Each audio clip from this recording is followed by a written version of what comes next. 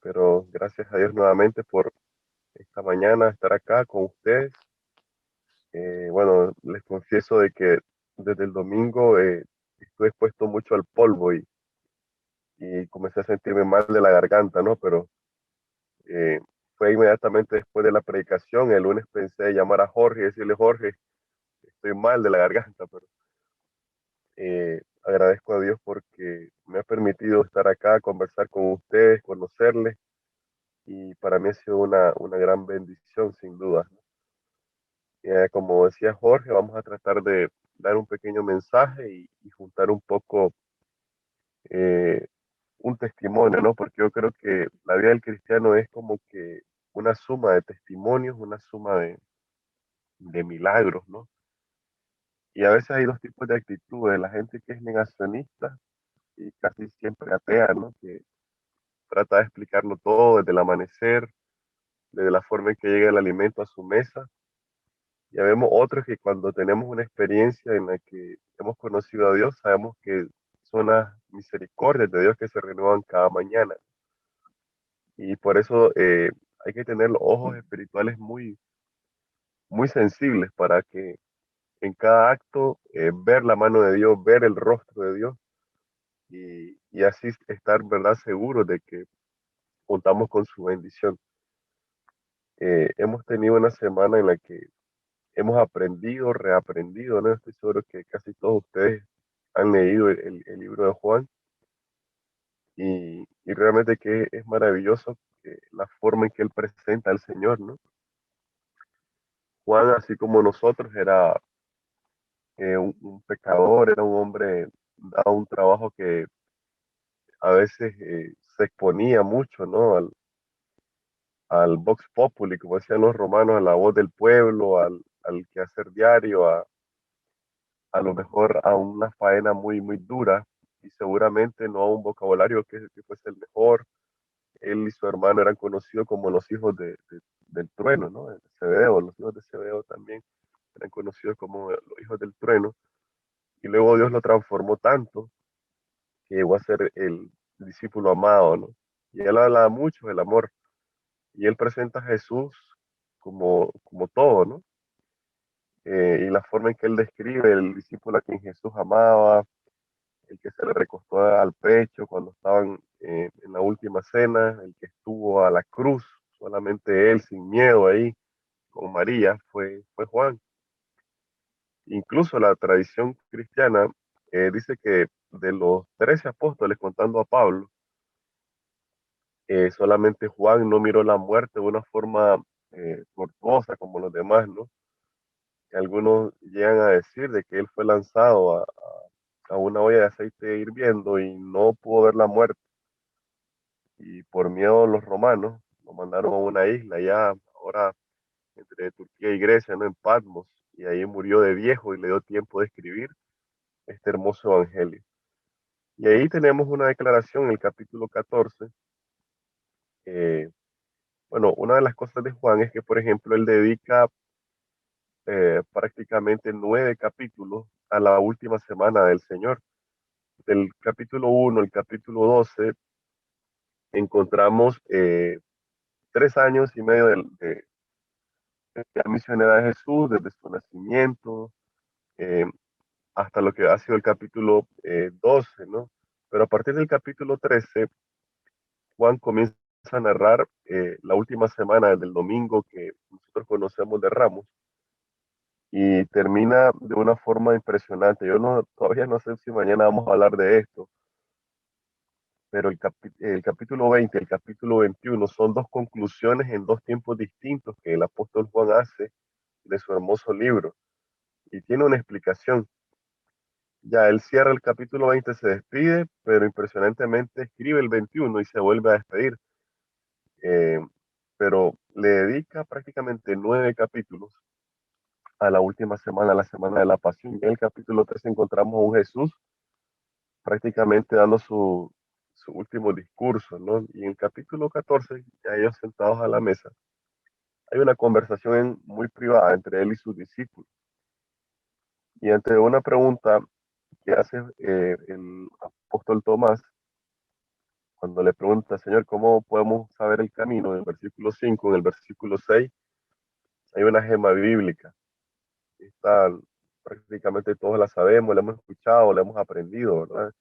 Jesús le respondió, yo soy el camino, la verdad y la vida. Nadie, ¿verdad?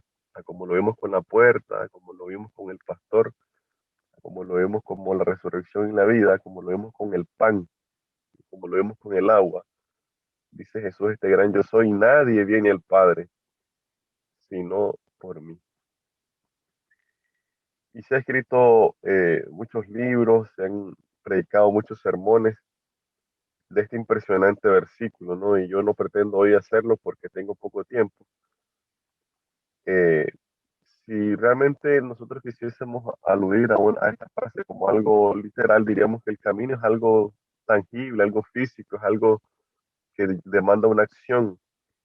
La verdad apela a una asertividad racional, filosófica, de las cosas que son correctas, apela a nuestra mente, pero la vida tiene que ver más que todo con la parte espiritual. El camino es algo físico, la verdad es algo racional, pero la vida es algo espiritual. Y solo viene de Dios, solo Dios la tiene y Él la da. Si hay alguien para mí que vivió esto en carne propia, es el siervo Jacob. Y yo creo que nosotros tenemos que aprender a identificarnos con Jacob, porque todos hemos sido Jacob en algún momento de nuestra vida, y no es que sea atrevido al decirlo, ¿no? Pero es parte de esa muerte al pecado, lo que tenemos nosotros que hacer, y de nuestra resurrección a una vida diferente. Y entre muchas cosas, el patriarca Jacob, se lo voy a resumir porque tengo una predicación de Jacob que es como de 2 horas, ¿no? Pero Jacob, por ejemplo, conoció el camino cuando él iba huyendo de la ira de su hermano, ¿no? Él vino, su padre iba a dar la bendición de la primogenitura y él mintió. Él mintió, él se hizo pasar por su hermano, no solamente mintió, engañó, que son dos cosas muy distintas, a su progenitor, y comenzó a huir. Y en esa huida solamente iba él, porque ni siquiera había una almohada para recostarse, y comenzó a huir por el desierto. Ese era un hijito mimado de casa, de mamá. Se vio en la angustia de estar solo y no conocía el camino. Y en esa noche en que iba huyendo, el Señor le presenta, ¿verdad? Yo creo que uno de los mejores sueños. Mira una escalera que desde la tierra toca tierra y llega hasta el cielo, ¿no? Y en la que subían y bajaban los ángeles, representando claramente el camino, representando claramente a Jesús, el puente que une el cielo y la tierra, la puerta por la cual nadie puede entrar al cielo, Jesús. Y así como Jesús dice ahora, este gran yo soy, Jesús es el camino. No hay otra forma, hermanos, no hay otra forma en que nosotros podamos transitar, sino solamente por Jesús. Díganme ustedes si Jacob no conoció la verdad, si incluso su nombre, algunos, ¿verdad? Dicen que significa engañador, mentiroso. Desde que nació peleaba con su hermano, venía así del pie, del calcañar de su hermano, y así le ganó las primogenituras a Esaú. Pero ya el Señor había dicho antes de su nacimiento, el menor gobernará al mayor, y él cuando se adelantó a esta promesa, trató de arrebatar esa bendición por un plato de lentejas, luego por el engaño.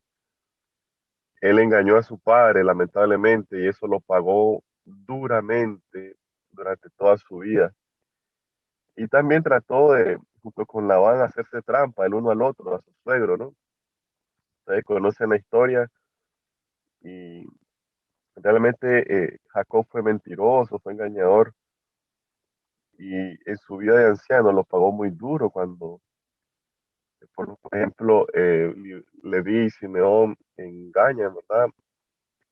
A, a Laquis, engañan a este pueblo y salen a matar, a pasar espada, ¿no? Y Jacob se enoja y los regaña. Jacob fue engañado incluso por uno de sus hijos, Rubén, cuando mancilló a una de sus concubinas. Fue algo doloroso, eh, prácticamente un incesto, ¿no? Dentro de su familia. Fue doloroso cuando fue engañado por Labán, cuando en su primer día de boda, de velar quién era su esposa, le fue dado el premio que no estaba esperando, ¿no? Le fue dada a Lea por Raquel y tuvo que trabajar 7 años más y prácticamente otros 7 años para poder tener parte de su trabajo, ¿no? Fue engañado, eso fue muy duro, hermano, muy doloroso por querer acortar el camino que el Señor le había dicho que iba a tener. Y más duro todavía en su ancianidad, cuando 10 de sus hijos lo engañan eh, y le hacen ver de que su hijo favorito José había muerto cuando no había muerto.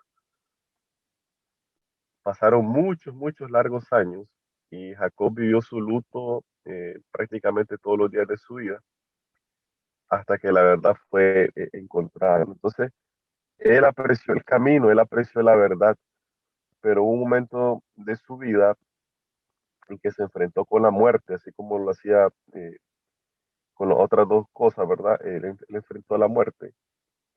Y, y tenemos aquí una declaración de la hermana Juárez que yo quisiera compartirla. A mí me impactó mucho cuando la leí. Dice en Patriarcas y Profetas, página 176, párrafo 2, hablando de la angustia de Jacob, que el pueblo del Señor también vamos a enfrentarlo.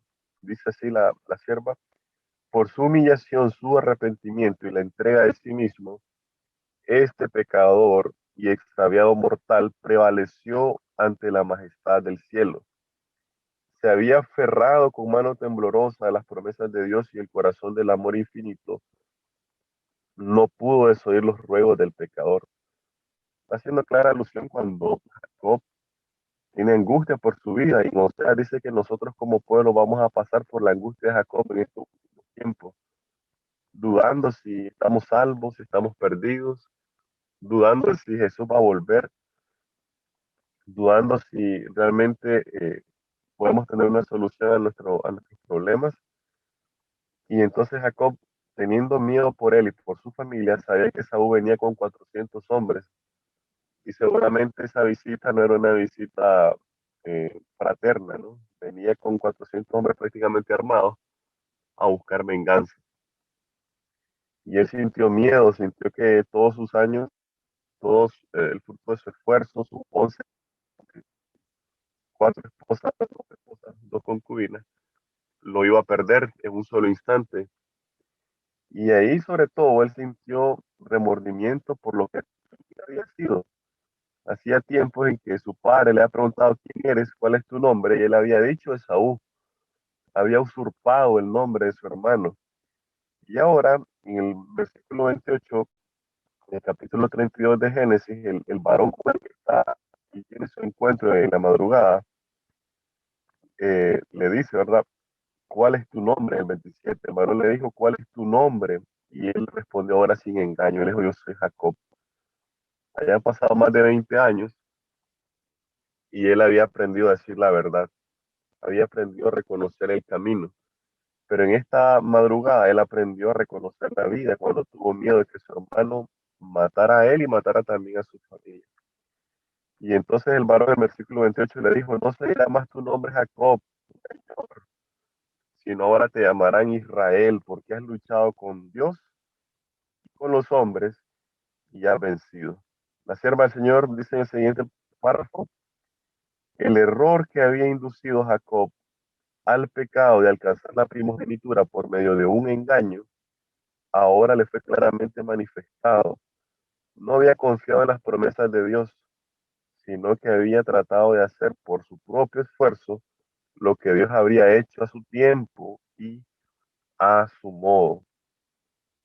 En prueba de que había sido perdonado, su nombre, que hasta entonces le había recordado su pecado, fue cambiado por otro nombre que ahora conmemoraba su victoria. Y es que no hay ninguna prueba, ningún dolor que venga, sino es que es parte de un propósito, como dice ese hermoso canto que Jorge compartió esta mañana. Y en este contexto, pues, eh, yo siempre quiero exaltar el nombre del Señor, eh, el testimonio de cada uno, que sea, ¿verdad? Para la gloria de Dios. Y a partir de esto yo también he sentido, eh, que Dios me ha dado una búsqueda y un encuentro con Él para poder hacer parte de mí, ¿verdad? Esa gran verdad que está en Juan 14:6. Él ha mostrado el camino, la verdad y la vida. Él es eso, ¿no? Eso es Jesús. Y como Jorge les decía, bueno, mi nombre es Cristian, ¿no? Y agradezco a Dios por ese nombre, porque cuando estaba pequeño yo quería cambiar mi nombre y todavía, mis padres me hacen broma, porque yo llegué incluso a los 6 años a buscar un abogado y a decirle que por favor me cambiara el nombre, me pusiera el nombre de mi padre. Me gustaba mucho el nombre de mi padre, ¿no? Pero yo ahora, agradezco a Dios por el nombre que llevo, ¿no? Cristiano, manifiesta un poco, ¿verdad? Aquel que sigue a Cristo, y agradezco a Dios porque, él me ha llamado, ¿no? Me permitió, desde temprana edad conocerlo. Yo creo que casi todos los latinos tenemos una tradición católica que es casi cultural, ¿no? Uno nace en medio de esto, casi siempre en una parroquia frente al parque en que se celebra la Semana Santa y las distintas fiestas que hacen despertar en el corazón de uno el sentido de un Dios superior. Y yo agradezco mucho esos primeros pasos que yo di, ¿verdad? En el catolicismo. Pero por cuestiones de la vida, y ese es otro testimonio, ¿verdad? Mi madre que se había salido de su juventud, después de muchas pruebas, ella comenzó a llevarnos a mi hermana y a mí a los 8 años, ¿no? Y así que yo crecí, por una parte, eh, con mi familia paterna, ¿no? Con el catolicismo, y mi madre que ya más tarde nos llevaba a la iglesia adventista. Como católico siempre pensé, eh, que el término evangélico era algo peyorativo, algo que denotaba rebelión o fanatismo, ¿no? Y muchas veces en la adolescencia yo pensé que el adventismo era eso, hasta que Dios me fue mostrando muchas grandes verdades, y todo ha sido crecimiento, y agradezco a Dios por eso. Tuve la oportunidad de bautizarme a los 16 años. Ya el pastor Moisés Sauce, creo que algunos de ustedes lo conocen, después de muchas inquietudes que tenía, mi hermana y yo, se reunía con nosotros, junto con el hermano Arquímedes, si no me equivoco, el hermano Santos, creo que algunos lo conocen también, y nos entregamos, acá, ¿verdad? En el 2001. Pero yo como Jacob puedo decir, ese día yo tuve un encuentro con el Señor, pero no fue el día de mi conversión. Yo pues sí me entregué, estaba consciente, estaba realmente claro de la hermosa doctrina que tenemos, pero a partir de ahí comenzó un camino, en el que de seguro, hay otras verdades por qué descubrir, ¿no? Y que el Señor me había preparado. Y pues para no hacer más preámbulo, cuando Jorge me dice, comparte tu testimonio, pero ¿cuál? Porque como les digo, a partir de ahí el Señor, me ha mostrado, su gloria realmente. Y le agradezco a Dios porque, como dice que el canto me llamó a mí, ¿no? Todos tenemos un llamado, es un llamado para salvación. Y en el camino de la salvación hay espinos, hay cardos, hay dificultades, ¿no?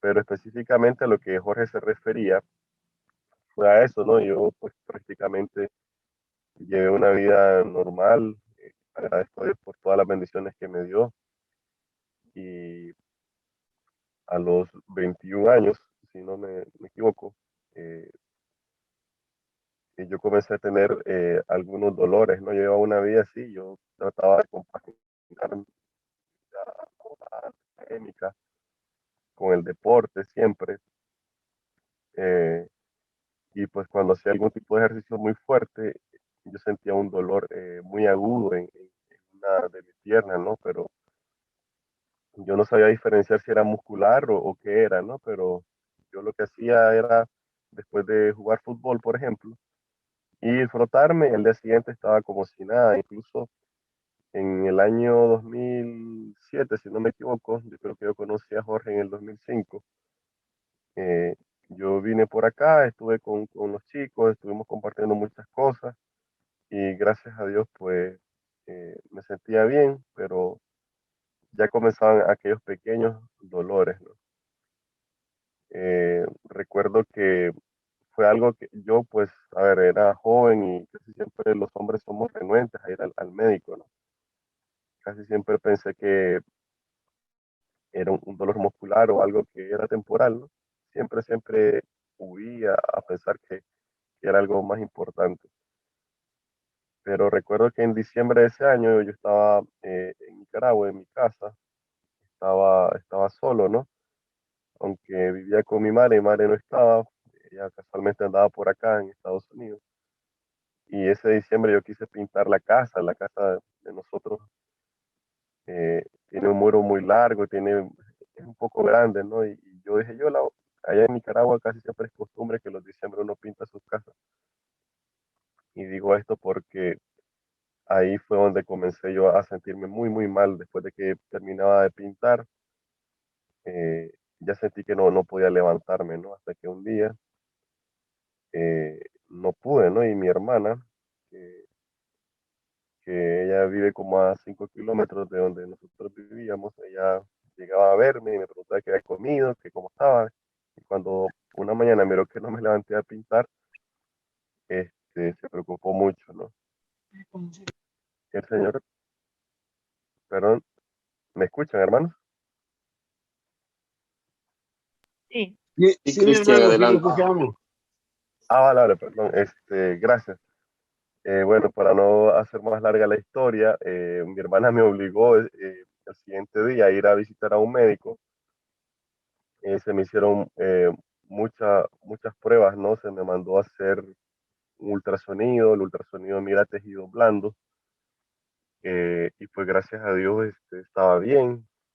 Se mandaron a hacer pruebas de sangre y todos los indicadores biométricos estaban muy bien, ¿no? Gracias a Dios, pues eso estaba correcto. Hasta que visité a un ortopedista. El ortopedista, eh, en esa cita recuerdo que ya había pasado diciembre, ya estábamos en enero. Ese 8 de enero que visitamos al primer ortopedista, dijo como que, bueno, si no es nada de tejido blando, si no es la sangre, vamos a hacerle una radiografía. Pero lo más seguro es que por tu edad eh, sea una tendonitis, ¿no? Los jóvenes de tu edad padecen mucho de los tendones, pero te voy a mandar una radiografía, me mandó la radiografía y en la misma clínica de él había, ¿verdad?, la opción de hacer imagenología y el problema es que él iba saliendo, lo recuerdo claramente, no él iba saliendo para otro hospital, él hacía muchas cirugías y él dice, hazla y ven mañana o pasado mañana, ¿no? Y en lo que, nada, vamos a imagenología ahí mismo. Yo entré, ¿verdad? Ya se me hacía muy difícil el poder estar de pie porque sentí un dolor muy agudo. Entonces fui a imagenología, el radiólogo me sentó en ese aparatito que se llama eh, para hacer radiación, ¿no? Rayos X. Y en lo que él miró la imagen, se sorprendió muchísimo. Al punto de que me dejó ahí a mí, a uno le ponen una bata, ¿verdad? Y me dejó ahí, no me dijo nada y se fue. Yo quedé como que nunca había estado ahí, ¿no?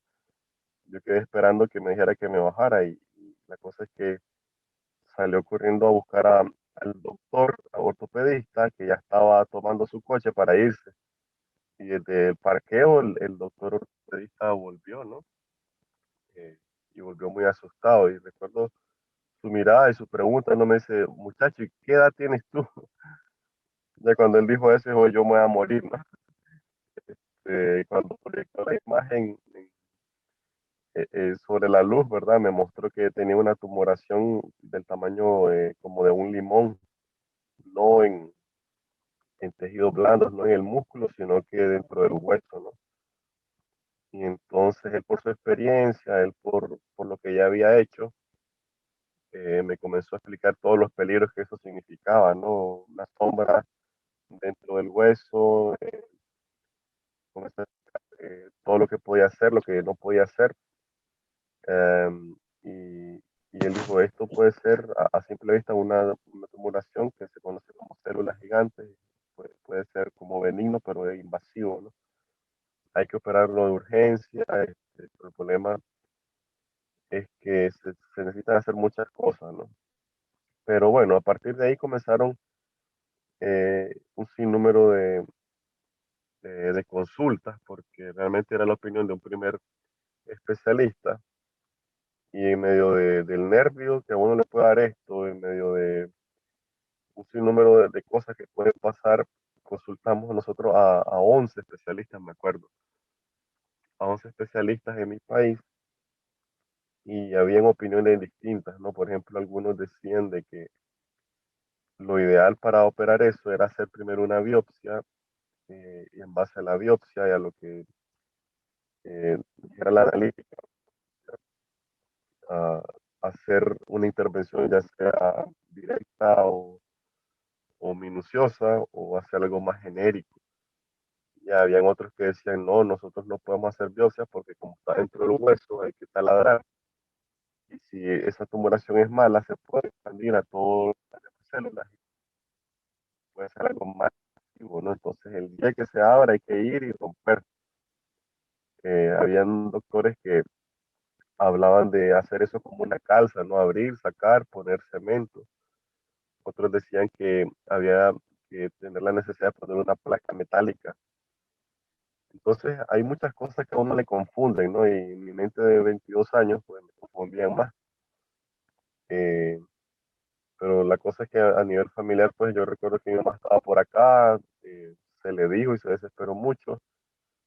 Llegó a finales de mes y yo creo que en ese momento es que Jorgito decía, su madre venía, ¿no? Y nosotros estuvimos enterados, me imagino que mi mamá les compartió en ese momento acá. Yo agradezco mucho porque en aquel tiempo las redes sociales yo creo que empezaban, pero sí la iglesia de acá me hizo sentir como parte de ellos, ¿no? Y yo estar pendiente fue algo muy agradable. Pero bueno, a partir de ahí comenzó mucha angustia, ¿no? No sabíamos qué decidir porque alguno que otro médico contradecía, ¿verdad? Pero sucedieron entre muchas cosas que consultamos a un doctor. Este doctor me gustó mucho porque era bautista y, y tenía la fama de ser el mejor ortopedista en Nicaragua, ¿no? Pero también existía otro doctor que además de ser ortopedista, era oncólogo. Pero bueno, nosotros consultamos y pues gracias a Dios a que el doctor Bautista me hizo una cita en el mejor hospital de Nicaragua, que fue algo gratuito, se puede no decirlo porque ya nuestra economía no estaba tan bien. Y este doctor me atendió en su consultorio y él me dijo que sí que era de urgencia.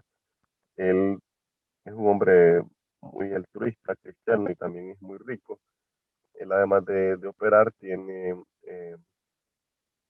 una empresa de importación de todas las piezas, por ejemplo, ortopédicas. Él opera, por ejemplo, en Estados Unidos, en Israel. Es un hombre de mucho renombre y ha estudiado en diferentes países. Y él dijo, yo quiero ayudarte, ¿no? Y recuerdo que esta cita la hizo un hermano de la iglesia a la que yo asistí en Nicaragua, que lamentablemente hace una semana, el viernes pasado, murió, ¿no? Y eso me dolió mucho. El hermano Gamboa estuvo conmigo en esa angustia. Él prácticamente hizo el contacto para que yo tuviese esa oportunidad y a partir de ahí comenzó otro calvario, ¿no? Decidimos ir por la opinión de él. Él opinaba operar, entrar con todo, sacar esa tumoración. Él opinaba sembrar hueso, para los que conocen, así como uno dona a veces órganos y su sangre, hay gente que dona huesos, ¿no? Entonces él en su clínica importaba hueso y lo importaba acá a Estados Unidos, lo más seguro era que hueso americano. y también raspar de la cresta ilíaca un poco de hueso también mío y sembrarlo ahí, ¿no? Imagínense que esto es como abrir una muela, ¿no? Uno abre la muela cuando tiene caries, la taladra, pero ahí queda algo hueco. Entonces al hueso le van a hacer eso. Y donde está el hueco, hay gente que puede echar un cemento. eh, la ciencia apoyada en ese tiempo era sembrar hueso para que el mismo hueso se regenerara y yo pues pudiese llevar una vida normal, ¿no? La cosa es que nada, fue un poco doloroso porque nunca he estado en un hospital, nunca, yo hasta el momento era muy, muy saludable, pero a partir de ahí lloré y mi angustia, ¿verdad? Después de 21 días, eh, yo le pedí fuerzas al Señor porque sabía que el camino al que estaba entrando era un camino muy oscuro, ¿no? Que a partir de ahí los pinchazos iban a ser más frecuentes, que los tratamientos, que la medicina y que el dolor que ya era agudo y que ya necesitaba yo el apoyo de personas que ya me han conseguido muletas, era un dolor insoportable. Y el doctor me ha dicho que cuando uno taladra y saca, ¿verdad? Toda esa maleza, mi hueso iba a quedar bofo, se podía partir y el dolor en los primeros meses iba a ser insoportable y así. Todo eso iba en mi mente, ¿no? Iba en mi mente. El doctor claramente me dijo, yo creo que a partir de ahora tienes que cuidar mucho, por lo menos 1 o 2 años. Si todo sale bien, vas a dar una vida normal, pero si no, hay cambios que tienes que hacer, ¿no? En tu vida. Pero bueno, el 25 de enero del 2008 entré a quirófano. Recuerdo que el doctor, que eh, tenía mucha, ¿cómo se dice? Mucha influencia, él me dijo, opérate en un hospital público, yo no te voy a cobrar la operación y así te ahorras algunos costos, ¿no? La experiencia fue muy, muy dolorosa porque además de no haber estado nunca internado en un hospital, llegó un momento en el que había muchas festividades, ¿no? Y habían heridos por doquier, y estaba la gente chorreando sangre. No sé, alguna vez usted está en un hospital público en uno de nuestros países, es muy, muy, es impactante, ¿no? La primera noche, como no había cama, dormí en un pasillo, ni siquiera en una cama, era como en una camilla, ¿no? De esas las que uno trasladan los paramédicos, y escuchaba los gritos de dolor cuando hubo lugar, creo que fue a los 2 días, en ortopedia, ahí me internaron, pero fue algo doloroso, ¿no? Porque recuerdo una noche que llegó un hombre que pescando de forma artesanal con pólvora, llegó gritando, ¿no? Y en medio de todo le dieron un fármaco. En la madrugada se, se silenciaron los gritos, pero a la mañana siguiente el hombre había perdido su mano y cuando se enteró comenzó a llorar como un niño. Era algo doloroso, mire, gente con un sinnúmero de problemas y fue algo impactante, ¿no? Hasta que me operaron aquel 25 de enero y comenzó una nueva lucha, ¿no? Los dolores eran terribles, como el doctor había dicho, el hueso estaba muy frágil, él rompió, puso una placa de cromo cobalto en mi cadera y junto con eso sembró hueso de muerto y raspó mi cresta ilíaca y sembró hueso de mi hueso, como dice la escritura, ¿no? Y gracias a Dios y al apoyo de mi familia, de los cuidados que pude tener, ¿verdad? De que ellos se dedicaron por completo a mí. Los dolores los primeros 3 meses eran horribles. Yo sentí que se me iba a partir la pierna. Aquello estaba muy frágil, pero hubieron citas. El doctor me revisaba cada mes, luego cada 2 meses. Al tercer mes ya me mandó a levantarme, a poner pie con 2 muletas. Y fue como de bebé, ¿no? Comencé a aprender a caminar. Luego el doctor me mandó a usar un andarivel y a partir de ahí la fisioterapia muy dolorosa. Pasaron los meses, hermanos, y gracias a Dios todo bien. Pasó, qué sé, 8 meses, 9 meses, pero el testimonio no termina ahí, ¿no? Eh, recuerdo que cuando tenía 1 año, ya el doctor me había mandado a usar solamente un bastón. Yo me sentía muy bien, andaba bastante bien, caminaba bastante bien. Incluso habíamos hecho un culto de agradecimiento pero cumpliéndose el año y un mes, si no me equivoco, no, un año, 14 meses, en una de las visitas de rutina, hicimos imagenología, hicimos rayos X, siempre se le daban al doctor por medio de su secretaria, y el doctor me mandó a decir que quería hablar conmigo al final de su jornada.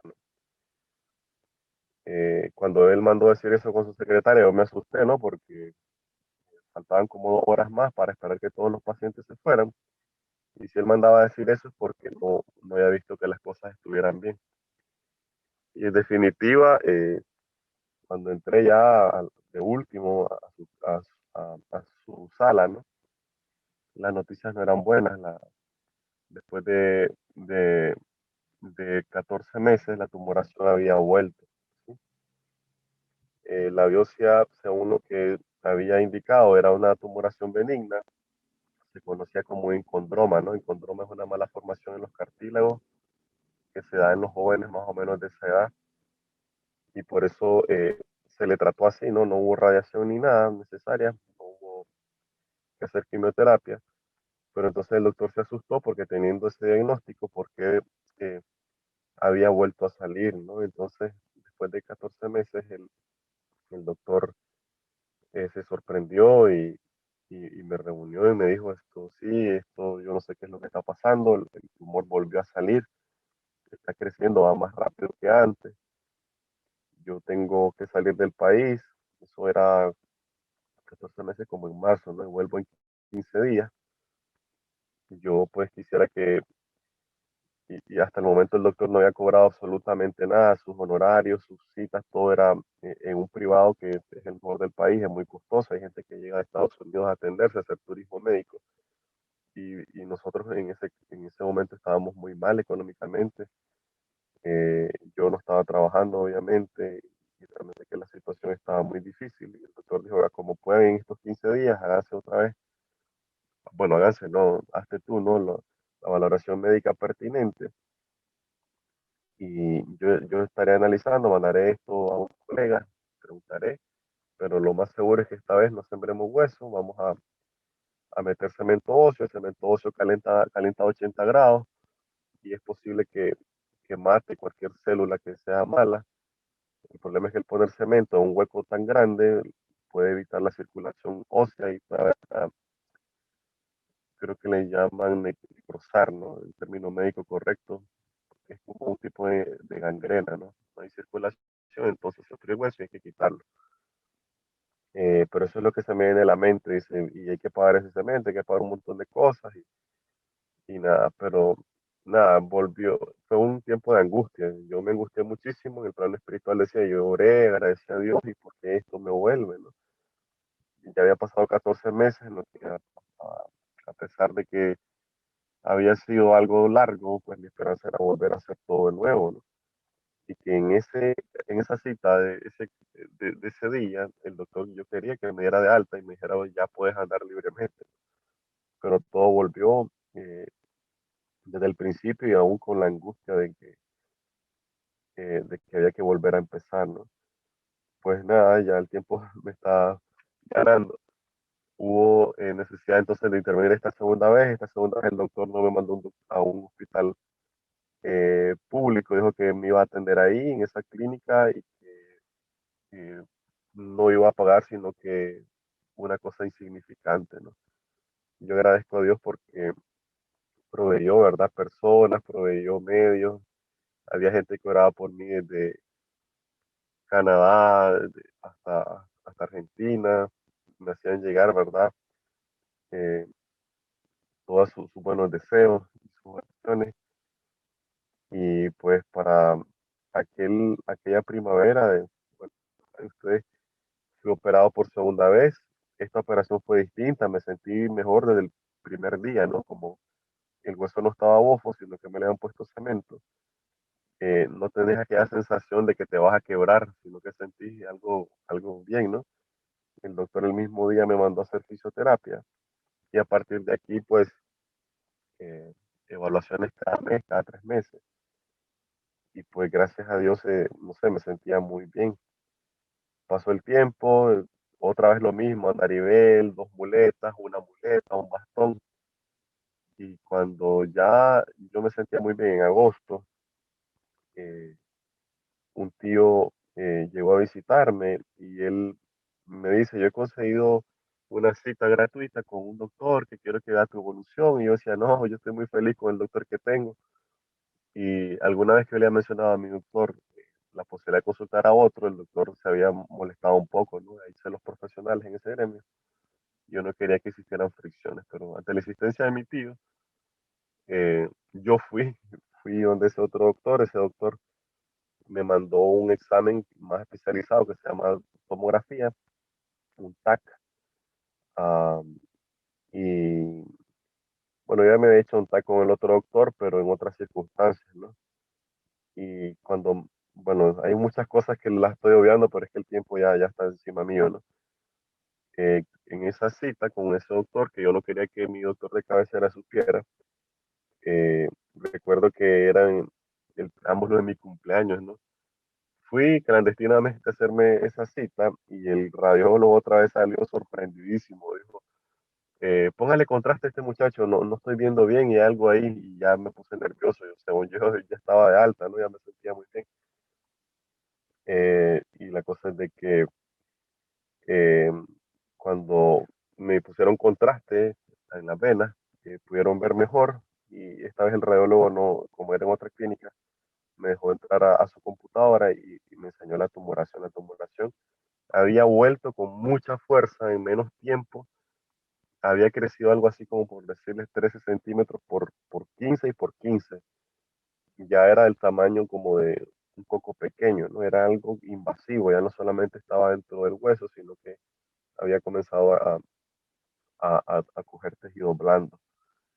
Y nada, fue algo terrible, desgarrador, devastador, 2 cirugías, eh, ya prácticamente 2 años, doloroso, ¿no? Y el radiólogo me dijo, yo no sé el doctor qué te va a decir, pero si vos no te operas esto inmediatamente, o perdés la pierna o puedes perder la vida, ¿no? Porque ya si se toma la femoral, bueno, el doctor fue muy alarmante y por profesionalidad, digámoslo así, no quiso entrar en otros detalles y comenzó otro dilema, ¿no? Porque mi médico de cabecera no sabía nada. Cuando quise contactarlo estaba fuera del país. Y nada, el doctor este que fue una alternativa, él era oncólogo también. Él me reunió en su clínica y me comenzó a explicar todos los peligros que eso conllevaba, ¿no? Él me había dicho, lo que te hicieron es lo que yo te hubiera hecho, pero realmente cuando uno entra a cirugía uno no sabe lo que es bueno y lo que es malo. Eh, y entonces él me decía, mira, Cristian, ya lo que tú tienes que hacer es quitarte ese hueso. Si yo te operara, entraría, quitaría hueso, quitaría carne, y ahí pondría una prótesis, un implante protésico que tiene muchísimos riesgos, ¿no? Es algo que no es de tu cuerpo y eso puede ser rechazado. Y las prótesis son como los automóviles, ¿no? Si, por ejemplo, tú tienes acceso a tener por lo menos $10,000, te vamos a poner una que sea, qué sé yo, como un Chevrolet, ¿no? Poniéndole en automóvil. Pero si tú tienes, qué sé yo, $50,000, te pondríamos un Mercedes-Benz. Si tienes 100,000, te pondríamos un Ferrari, ¿no? Y las prótesis se hacen a medida. El problema es que si tú me dices ahora, yo quiero este modelo, a 20 días en encargarla. Yo trabajo con una línea en Brasil y, y tardan 20 días en diseñarla y enviarla, ¿no? Y nada, yo llegué a casa destruido. eh, Como les decía, el siguiente día era mi cumpleaños. Y en esos momentos en que uno solamente quiere estar solo y la familia quiere mostrar su cariño, es un poco incómodo estar con ellos, ¿no? Pero bueno, nada, el doctor de cabecera quería que escuchara esta versión. Ya voy a resumir o ir directo. Eh, Hay muchas cosas que yo pude contar en la iglesia hace unos años atrás, pero ahora no lo puedo hacer por el tiempo de ustedes. Eh, a ver, ¿cómo les explico esto? Entra en escena el doctor que les he contado esta semana que murió. Era un doctor adventista muy bueno y él tenía un contacto con otro doctor adventista acá en Texas, que en aquel tiempo se decía que estaba entre los 10 mejores médicos del mundo, ¿no? Y él me me hizo un contacto con este doctor, se llama el doctor Donald Vargas. Es un doctor que tiene un testimonio impresionante, ¿no? Como muchos de nosotros, latino, va en busca de un sueño, llega acá y el Señor lo bendice, le multiplica. Y me pareció algo muy lejano, algo que era casi imposible. Me contactó con él y el doctor como a la semana, pues, el doctor Vargas se contactó conmigo y a partir de ahí comenzó a obrar la mano del Señor, ¿no? En tiempo récord, con el personal récord, el doctor incluso quería operarme acá, pero dijo, si tú no vienes, yo voy para allá. El doctor conocía a mi médico de cabecera, mi médico de cabecera conocía al doctor de acá y se sintió muy honradísimo de que alguien de la talla de él pudiese ayudar, ¿no? Y, y nada, al, algo doloroso que a mí me quebró, así como a Jacob, fue el día que el doctor de cabecera en Nicaragua me llamó, ¿no? Y me dijo, ven, quiero explicarte algo. Y me dijo, lo que te estás a punto de hacer es algo que tiene en primer lugar el riesgo de tu vida. En esta cirugía, una cirugía de más de 6 horas, puedes morir desangrado, puedes morir por un colapso. Si todo sale bien, puedes, por ejemplo, la pieza que vamos a poner puede ser rechazada por tu cuerpo y hay que correr, quitártela y realmente que no es nada recomendable, se te puede infectar. Si quedas bien, incluso después de meses, eh, por la sangre que hay, se te puede infectar y puedes volver a venir de urgencia. Un mal movimiento, si entramos ahí, la tumoración iba avanzando, ¿no? Y nosotros no teníamos cómo ni pagar ni cómo conseguir la pieza. Si ya tomó la femoral, vas a abrir tus ojos y vas a ver que no tienes piernas. Eh, si incluso todo pareciera que sale bien, pero a los meses haces un mal movimiento y se te luxa, se te sale, tienes que volver a operarte. Entonces, fue algo duro, ¿no? Fue algo muy duro, fue un tiempo de angustia, fueron como 45 días en los que no mirábamos la luz y cada día que pasaba iba en mi contra, ¿no? Porque no encontrábamos la pieza, no encontrábamos a alguien que pudiese donarla. Hasta que, bueno, el tiempo se me ha cumplido. Para no cansarles la historia, fui operado por tercera vez y por gracia y gloria de Dios, aunque fue algo más doloroso por la rehabilitación, todavía tuve necesidad de tener 3 años más para recuperarme por completo. El Señor fue maravilloso y es maravilloso, ¿no? Eh, Prácticamente con el implante que el Señor me puso y me permitió, he llevado una vida casi normal, ¿no? Y agradezco a Dios porque todo lo que me ha permitido después, conocer gente, conocer lugares, nunca lo había imaginado en mi vida, ¿no? Y Dios compensa de una forma que yo no alcanzaría a terminar esta mañana de decirles, ¿no? En todos los aspectos, sobre todo en el espiritual, yo siento que esa experiencia fue parte, ¿verdad?, del punto de inflexión en mi conversión. Y agradezco a Dios porque hoy, después de que 12 años de esa experiencia, el Señor me tiene hablándoles a ustedes, ¿no? Con vida, con salud, con mucha esperanza, sobre todo viendo su mano. Así que gracias por la paciencia, gracias Jorge por el espacio eh, y como les digo, ¿no? Estas experiencias le hacen a uno siempre sentir el deseo de compartir la misericordia de Dios y que si para algo les ha servido en su vida sea para eso, ¿no? Para honrarle y glorificarle. Padre nuestro que estás en los cielos, bendito y alabado es tu nombre, Señor. A esta hora te agradezco porque nos permites reunirnos de esta forma, porque aquí estás tú, Señor, porque has establecido también estos medios para que sean templos, Señor, virtuales, en el que te adoramos, te alabamos, Señor. Esta mañana, Señor, como se me cada vez que recuerdo cómo me tuviste, Señor, en tus brazos y me llevaste, Señor, por en una senda tan oscura. Gracias, Señor, la honra y la gloria solo es tuya. Eh, Tú, Señor, eres grande, como decía Jorgito, Señor, tú abres caminos, pones personas, pones ángeles, tú abres caminos, Señor, tú te rompes barreras, tú eres Dios y te agradecemos porque sacas tu brazo poderoso para defender a tus hijos. A esta hora te presentamos a Carmencita, Señor, ahí en la intimidad de su corazón, Señor, ella clama y suplica, Señor, tú conoces la condición que tiene mejor que cualquier médico, pero una vez más con este testimonio que hemos contado, algo que se vivió recientemente, algo que es tangible, y yo estoy seguro que muchos de los participantes también tienen más testimonios. Tú eres un Dios que actúa y que velas por tus hijos. Tu palabra dice en el Salmo 34 que tus oídos están atentos y se inclinan, Señor, ante el clamor de tus hijos. Tus ojos nos ven y están pendientes de nosotros, Señor. Bendice a Carmen, Señor, dale la tranquilidad, la paz, Señor, que necesita en este momento, pero sobre todo junto con Carmen te pedimos fe para poder ver un milagro, Señor, en su cuerpo. Que tu dedo sanador, Señor, esté ahí presente para restaurarla, para bendecirla, para sanarla.